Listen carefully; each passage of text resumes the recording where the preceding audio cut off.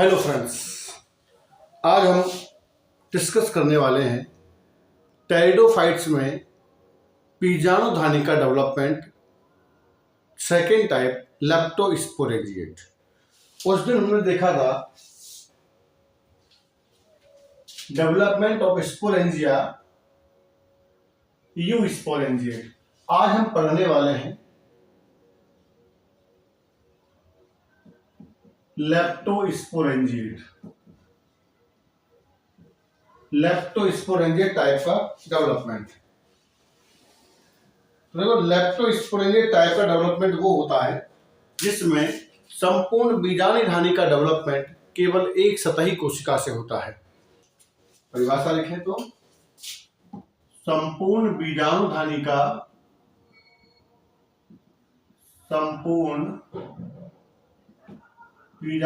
का परिवर्धन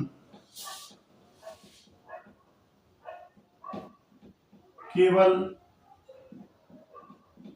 एक सतही सेल से होता है। एक सतही सेल से होता है। इससे पहले हमने देखा था कि कोशिकाओं के समूह से होता है, सिंगल सेल से नहीं होता है, कोशिकाओं के समूह से होता है। लेकिन लेप्टोस्पोरेंजिएट में बीजाणुधानी का संपूर्ण परिवर्तन केवल एक ही सतही सेल से होता है। इसको हम कहते हैं लेप्टोस्पोरेंजिएट। एग्जाम में बहुत ज्यादा बार ये क्वेश्चन आ चुका है कि लेप्टोस्पोरेंजिएट और यू स्पोरेंजिएट डेवलपमेंट क्या होता है। दूसरी बात, बॉटनी में यू स्पोरेंजिएट और लेप्टोस्पोरेंजिएट के जो डेवलपमेंट हैं ये बहुत ज्यादा यूज होते हैं। चाहे आप टेरिडोफाइट में देख लीजिए, चाहे आप जिम्नोस्पर्म में देख लीजिए, चाहे आप एंजियोस्पर्म में देख लीजिए, जिनमें ये पुंधानी, स्त्रीधानी या फिर पुंधानी, भ्रूणकोश, ये सब जो पूरा डेवलपमेंट है ये चाहे तो लेप्टोस्पोरेंजिएट से होगा या फिर वो यू स्पोरेंजिएट होगा। कोई ना कोई एक तरीका जरूर होता है, दोनों तरीकों से नहीं होता है। ठीक है, तो आज हम यहाँ पर देखने वाले हैं लेप्टोस्पोरेंजिएट का डेवलपमेंट। तो देखो, इसमें हमको पता है कि एक मात्र सतही कोशिका भाग लेती है। मैं थोड़ा मिटा देता हूँ क्योंकि ये थोड़ा बड़ा डेवलपमेंट है, वैसे हो सकता है यहाँ आ भी जाए। चलो देखते हैं, कोशिश करते हैं। एक सतही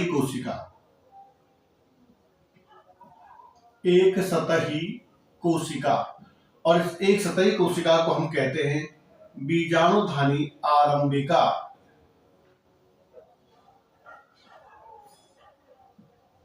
या स्पोरेंजियल इनिशियल। बीजाणुधानी आरंभिका कहा ना भाई, एक सतही कोशिका होगी और इस एक सतही कोशिका से ही पूरी बीजाणुधानी का डेवलपमेंट होगा। तो जो एक सतही कोशिका है वो एक सतही कोशिका बीजाणुधानी आरंभिका की तरह कार्य यहाँ पर करेगी। इस एक सतही कोशिका में होता है परिणत विभाजन।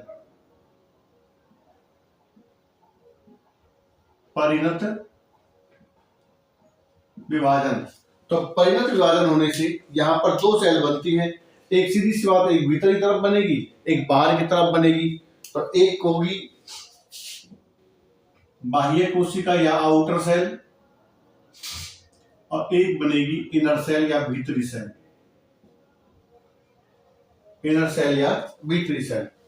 तो इसमें ये होता है कि जो आउटर सेल होती है इसी से पूरी की पूरी बीजाणुधानी बनेगी। इनर सेल में कोई विभाजन नहीं होगा।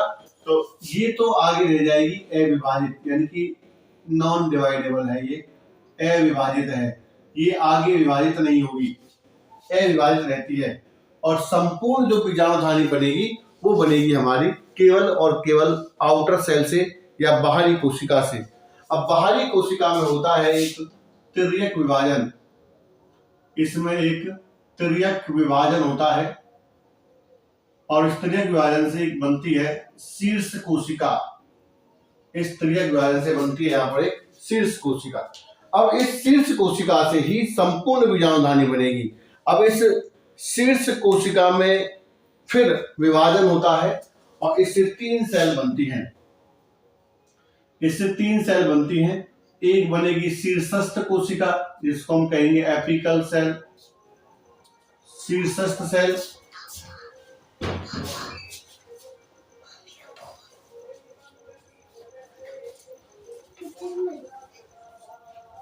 एक बनेगी शीर्षस्थ सेल, एक बनेगी नीचे की 3 कोशिकाएं और एक बनती है आधारी कोशिकाएं। एक बनेगी शीर्षस्थ सेल, एक बनेगी नीचे की 3 कोशिकाएं और एक बनती है आधारी कोशिकाएं। आधारी कोशिकाएं। तो शीर्षस्थ सेल से फिर आगे जाके हम देखेंगे तो पूरी की पूरी बीजाणु धानी यानी इसका डेवलपमेंट हम अलग से देखेंगे, बाकी इनसे देख लेते हैं क्या बनता है अभी। तो आधारी कोशिका जो है वो तो सीधी सी बात है, कोई ना कोई ऐसा भाग बनाएगी जो उसको जोड़े रखेगा। तो ये बनाती है व्रंत कोशिका या व्रंत बनाती है, स्टाक, ये बनाती है व्रंत। और नीचे की जो 3 कोशिकाएं होती है ये बनाती है जैकेट का आधारी भाग। नीचे की 3 कोशिकाएं क्या बनाती है, ये बनाती है जैकेट जो आवरण होता है उसका आधारी भाग बनाती है नीचे से। ठीक है, बची हमारे पास अभी शीर्षस्थ कोशिका। एक बार दोबारा देखिए, एक मात्र सतही कोशिका होती है। इस एक मात्र सतही कोशिका को हम कहते हैं बीजाणुधानी आरंभिका या स्पोरेंजिया इनिशियल। इसमें होता है पहली क्रिलर डिवीजन, पहियत विभाजन, जिससे 2 सेल बनती है, एक आउटर सेल एक इनर सेल। इनर सेल जो है वो एडवाइज रहेगी, आगे विभाजन में आगे डेवलपमेंट में बिल्कुल भी भाग नहीं लेगी। बची हमारे पास आउटर सेल, जिससे ये इसमें एक त्रियक विभाजन होता है जिससे एक शीर्ष कोशिका बनती है। अब पूरा जो डेवलपमेंट होगा वो इस शीर्ष कोशिका से होगा। शीर्ष कोशिका में फिर पहियत विभाजन होता है जिससे 3 सेल बनती हैं। एक बनती है सबसे ऊपरी शीर्षस्थ सेल, एक बनती है नीचे की 3 सेल, एक बनती है आधारी कोशिका। तो शीर्षस्थ सेल से ही फिर आगे जाके बीजाणुधानी का डेवलपमेंट होगा और जो नीचे की 3 सेल है इनसे बनती है जैकेट का आधारी भाग और जो आधारी सेल है उससे बनता है व्रंत। तो इस प्रकार से आधी बीजाणुधानी यहाँ पर बन चुकी है। अब बाकी की जो बीजाणुधानी है वो बनेगी शीर्षस्थ कोशिका से। दोबारा से हम देखते हैं एपिकल सेल या जो हमारी शीर्षस्थ कोशिका है, इस सेल को हम दोबारा से यहाँ पर लेते हैं एपिकल सेल या शीर्षस्थ कोशिका। इसमें फिर दोबारा से परिणत विभाजन होता है, परिणत विभाजन। तो परिणत विभाजन होने से इसमें 2 सेल बन जाएंगी, एक बन जाएगी प्राथमिक आवरण कोशिका, प्राथमिक आवरण कोशिका, और एक बन जाती है प्राथमिक बीजाणुजन कोशिका, प्राथमिक बीजाणुजन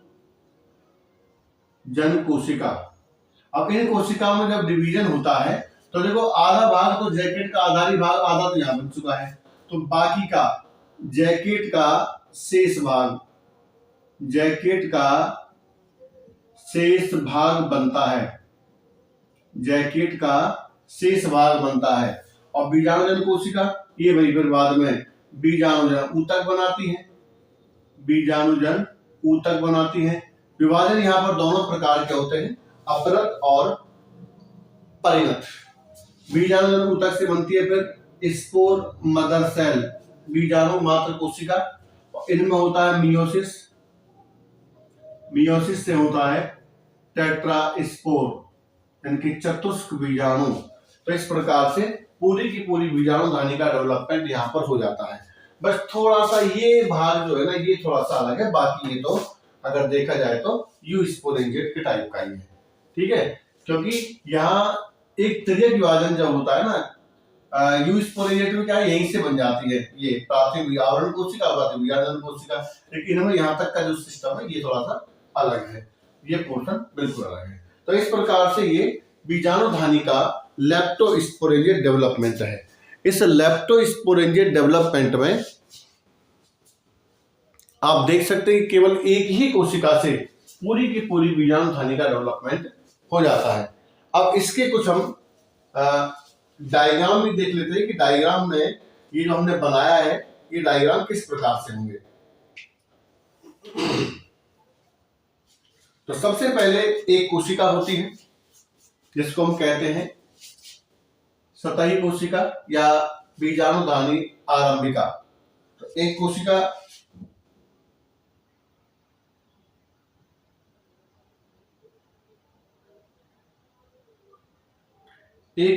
से ही डेवलपमेंट होना है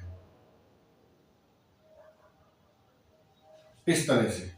तो इसमें एक कोशिका हम बना लेते हैं, ये कोशिका है ये इसका केंद्रक है और ये कोशिका अन्य कोशिकाओं से अलग है, तो ये इसका साइटोप्लाज्म, और इसको हमने कहा है बीजाणुधानी प्रारंभिका।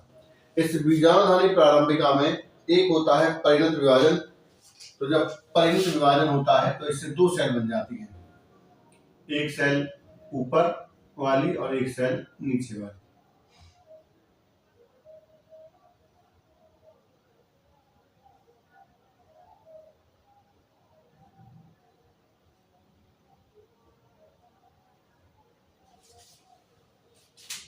इस तरह से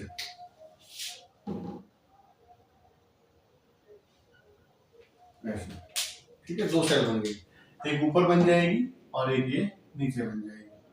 तो जो ऊपर वाली सेल है इसको हमने कहा है outer cell, this is OC outer cell, this is IC inner cell. तो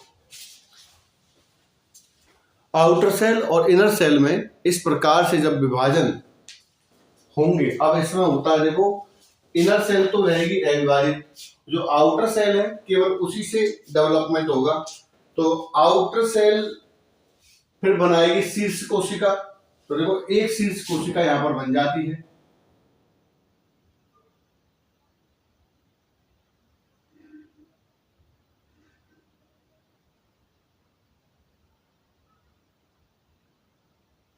इस तरह से ये बनेगी एक शीर्ष कोशिका, ये बन गई एक शीर्ष कोशिका। और इस शीर्ष कोशिका में देख लो विभाजन होता है, इसको हम एपिकल सेल कहते हैं, एपिकल सेल। अब इस शीर्ष कोशिका में फिर विभाजन हो रहा है, इससे तीन सेल बन रही है, एक बनेगी शीर्षस्थ कोशिका, नीचे की तीन कोशिकाएं, एक बनती है आधारी कोशिकाएं। तो ये सब बनने के बाद हम इसमें लेते हैं शीर्षस्थ कोशिका को। तो ये इस प्रकार से जब आगे डेवलपमेंट होता है तो इसमें त्रियक विभाजन से ऐसी सेल बनती है जिसको हम त्रिकोणी सेल भी कहते हैं, इस तरह की सेल बन जाती है। ये इसका केंद्रक और ये इसका सबसे अलग दिख रही है ये साइटोप्लाज्म।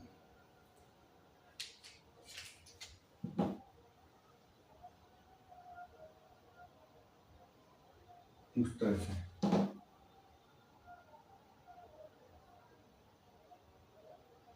आगे तो डेवलपमेंट हो ही रहा है, कितना ही हो जाए। ये बीच वाली जो सेल है इसे हम कहेंगे प्राइमरी स्पोरोजिनस सेल, ये शीर्षस्थ सेल से बन रही है, प्राइमरी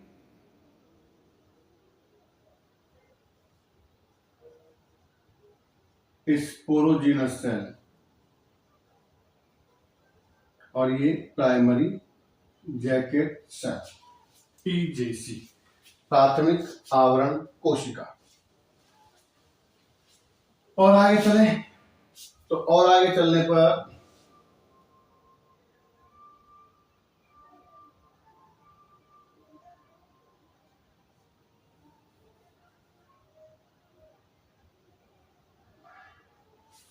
इस तरह से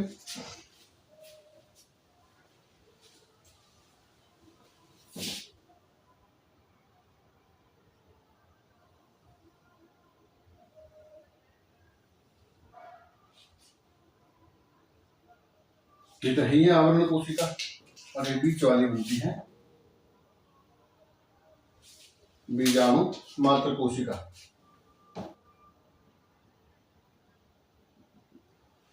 इस तरह से ये बन जाएगी, इसको हम कहते हैं बीजाणु मात्र कोशिका।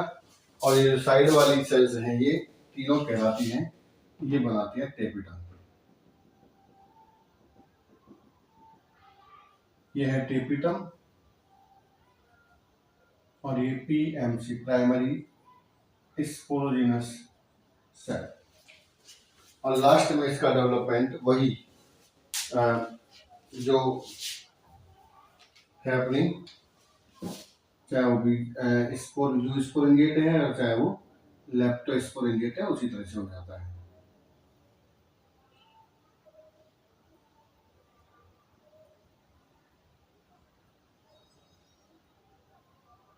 ये सब टेपिटम की सेल है।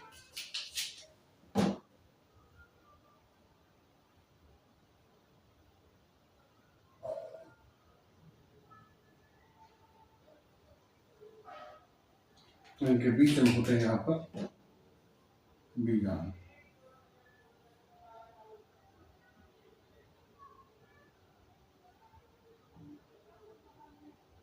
इस तरह से ये बीजाणु इस व्यक्ति के टूटने से बाहर आ जाते हैं और इस प्रकार से संपूर्ण डेवलपमेंट हो जाता है टेरिडोफाइट्स की बीजाणु धानी का। तो ये था हमारा आज का टॉपिक, लेप्टोस्पोरेंजिएट डेवलपमेंट ऑफ स्पोरेंजिया। दोनों प्रकार के डेवलपमेंट हम यहाँ पर देख चुके हैं। तो देखो अब बात ये आती है कि जो बीजाणुधानी बनती है, चाहे वो लघु बीजाणुधानी बने और चाहे वो गुरु बीजाणुधानी बने, कोई सी भी गुरु बीजाणुधानी बने, दोनों का डेवलपमेंट या तो स्पोरेंजिएट होता है या फिर लेप्टोस्पोरेंजिएट होता है। इनमें बनने वाले जो बीजाणु होते हैं वो हमेशा मियोसिस से बनते हैं, इसलिए ये अगुणित होते हैं, हैप्लॉइड होते हैं। इन बीजाणुओं से ही जब हम आगे बढ़ेंगे तो इन बीजाणुओं के जर्मिनेशन से कहें या फिर इन बीजाणुओं से नर युग्मकोद्भिद और मादा युग्मकोद्भिद का निर्माण होता है। क्योंकि यहाँ पर जो बीजाणु बनते हैं ये कुछ जातियां ऐसी होती है जिनमें बीजाणु एक समान होते हैं, कुछ जातियां ऐसी होती है जिनमें बीजाणु दो प्रकार के होते हैं, जिनको हम विषम बीजाणु कहते हैं। तो सम बीजाणु में नर युग्मकोद्भिद और मादा युग्मकोद्भिद एक ही पादप पर होता है, क्योंकि एक ही प्रकार के बीजाणु है। और अगर वो दो प्रकार के अलग अलग बीजाणु हैं तो फिर लघु बीजाणु से बनेगा नर युग्मकोद्भिद और गुरु बीजाणु से बनता है मादा युग्मकोद्भिद, जिन पर फिर पुंधानी और स्त्रीधानी का निर्माण होगा, जिनमें फिर दोबारा से युग्मक का निर्माण होगा। तो इस टेरिडोफाइट्स में जन्म दो बार होता है। एक बार तो होता है स्पोरोफाइट में या बीजाणुद्विद में, जो होता है स्पोर्स के द्वारा या बीजाणु द्वारा, और दोबारा होता है युग्मकोद्भिद में, वो होता है वास्तविक लैंगिक जन्म। थैंक यू, देखते रहिए, लाइक कीजिए, कमेंट कीजिए, शेयर कीजिए, सब्सक्राइब कीजिए। Thank you very much.